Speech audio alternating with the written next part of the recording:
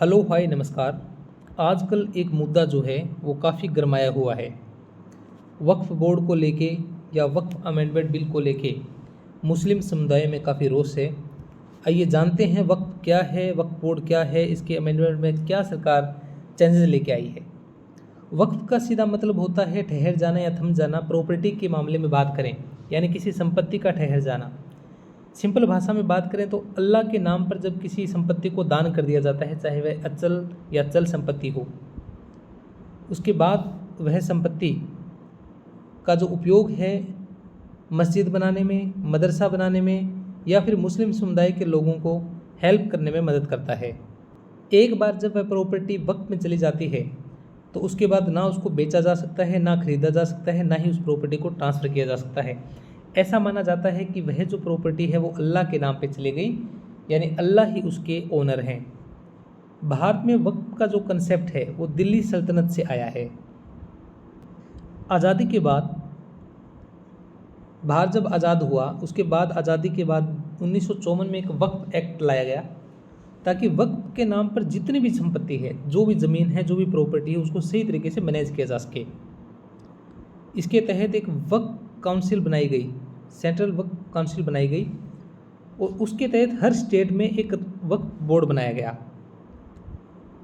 क्या किया गया, एक सेंट्रल वक्फ कमेटी बनाई और उसके अंडर में हर स्टेट में वक्फ बोर्ड बनाया गया ताकि वह बोर्ड क्या करेगा, हर राज्य में जो भी संपत्ति है उसको सही से मैनेज कर सके। और वक्फ बोर्ड जो है वो सेंट्रल वक्फ काउंसिल के निर्देशन पे काम करेगा। फिर 1995 में एक नया वक्फ एक्ट लाया जिसने वक्फ बोर्ड को और मजबूत बना दिया। 2013 में वक्फ अमेंडमेंट हुआ और उस अमेंडमेंट में, उससे पहले क्या होता था कि इस्लामिक धर्म का जो व्यक्ति है वही अपनी संपत्ति को वक्फ बोर्ड में दान कर सकता था, लेकिन 2013 अमेंडमेंट के बाद इसको हर धर्मों के लिए ओपन कर दिया गया। यानी अब किसी भी धर्म का व्यक्ति जो है वो अपनी संपत्ति को वक्फ बोर्ड में दान कर सकता है। और उसके बाद क्या हुआ, वक्फ बोर्ड के पास काफ़ी पावर आ गई और किसी भी प्रॉपर्टी को फिर वक्फ में कन्वर्ट करना इजी हो गया था। साथ में वक्फ बोर्ड ने एक नियम निकाला कि वक्फ प्रॉपर्टी को ना कोई बेच सकता है, ना कोई गिफ्ट कर सकता है, और यदि ऐसा करने की कोई कोशिश करता है तो उसको 2 साल की जेल का प्रावधान भी रखा गया। स्टेट के वक्फ बोर्ड में बात करें तो राज्य वक्फ बोर्ड में एक मुस्लिम होता है जो कि उसका अध्यक्ष होगा और 2 सदस्य उसके होंगे जो कि विधायक होगा और एक सांसद होगा, वो भी मुस्लिम ही होंगे। इसके अलावा एक सीईओ होगा। सीईओ जो है वो वक्फ बोर्ड के पूरे फंक्शन को व्यवस्थित करता है, जो कि डेप्यूटी रैंक या फिर आईएएस अधिकारी कोई होगा और वो भी मुस्लिम होगा। इसके साथ ही उन्होंने एक वक्फ ट्रिब्यूनल बना दिया। यदि कोई प्रॉपर्टी का मामला होता है तो वक्फ ट्रिब्यूनल क्या करती है, ये एक तरीके की कोर्ट है और जो प्रॉपर्टी के मामले में कोई भी विवाद होता है तो उसके लिए ये केस लड़ती है। और वक्फ ट्रिब्यूनल का फैसला इतना मजबूत होता है कि दूसरे कोर्ट में, जैसे हाई कोर्ट, इस तरीके के कोर्ट में चैलेंज करना बड़ा मुश्किल होता है। वक्फ बोर्ड का एक एक्ट है, वक्फ बोर्ड का एक एक्ट सेक्शन 40। यह जो एक्ट है वो वक्फ बोर्ड को काफ़ी पावर देता है। इसके अनुसार ये है कि यदि वक्फ बोर्ड को लगता है, यानी लगता है कि ये प्रॉपर्टी हमारी है, तो वक्फ बोर्ड उस पर कब्जा कर लेता है। और इसकी सबसे बड़ी कमी है कि जो संपत्ति का मालिक है उसको वक्फ ट्रिब्यूनल में केस लड़ना पड़ता है और उसको साबित करना होता है कि ये प्रॉपर्टी उसी की है। वक्फ बोर्ड उसमें कुछ भी नहीं करेगा। वक्फ बोर्ड ने यदि कब्जा कर लिया किसी ज़मीन पर तो वो आदमी ही चक्कर लगाएगा वक्फ ट्रिब्यूनल के और उसको साबित करना पड़ता है, उसकी एक बर्डन बन जाती है एक तरीके से कि उसी की वो प्रॉपर्टी है। ये जो सेक्शन 40 है ये एक तरीके से इसके फंक्शन को विवादित बना देता है। इसका ताज़ा उदाहरण अभी देखें तो बिहार के गांव में वक्फ बोर्ड ने क्या किया है, एक बोर्ड लगा दिया और उस गांव को 30 दिन में खाली करने के निर्देश दिए हैं।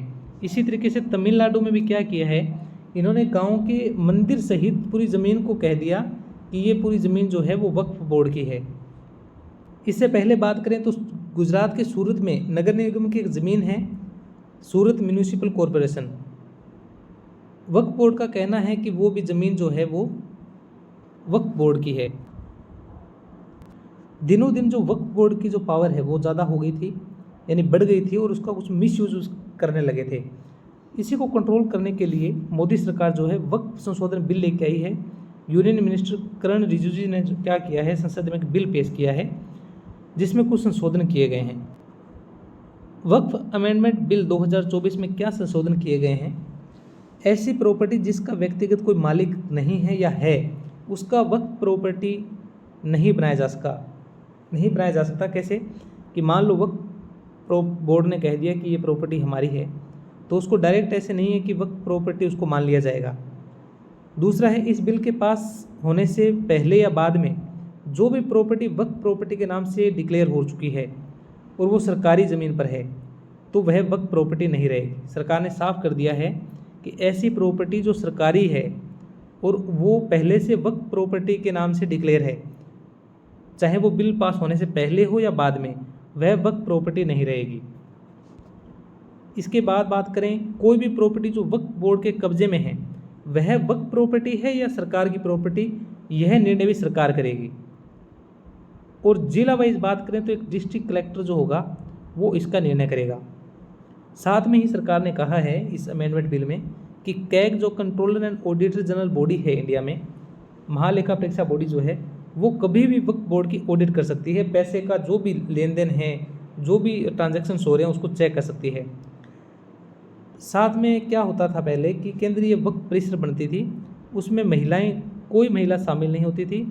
अब सरकार ने साफ कर दिया कि इसमें 2 महिला मुस्लिम होगी। और साथ में पहले सारे इस परिषद में मुस्लिम होते थे, अब सरकार ने कहा है कि इसमें 2 गैर मुस्लिम भी इस परिषद के सदस्य होंगे। विरोध में मुस्लिम समुदाय और कुछ संगठनों ने क्या किया है, विरोध शुरू कर दिया है और एक ऐसा टेक्निकल यानी कि ऐसा विरोध शुरू किया है कि इस बारकोड को स्कैन करना है और एक लिंक के जरिए उस फ़ोन से, मोबाइल से उसका जो बिल है उसका विरोध जताना है।